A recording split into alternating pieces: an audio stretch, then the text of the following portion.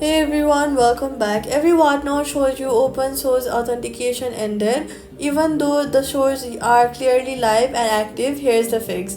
The authentication ended display on live shows means your app is stuck, showing a cached session stale from a previous session rather than pulling live show status from the server. Force close the Whatnot app completely from your recent apps, then reopen it on a fresh launch. Whatnot pulls current show status from its servers and the authentication ended message clears on shows that are genuinely still running. If it shows auction ended on all shows after a refresh launch, go to settings, then go to general. Next, go to iPhone storage. Now scroll down to the list of apps and find Whatnot here. Tap on it once you find it and then tap Offload app.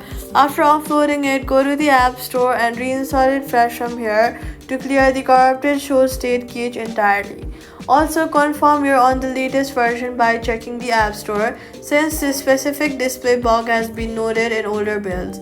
So all you've got to do is force close and reopen first. The state clears, offload and reinstall if it proceeds, and that's it. Subscribe.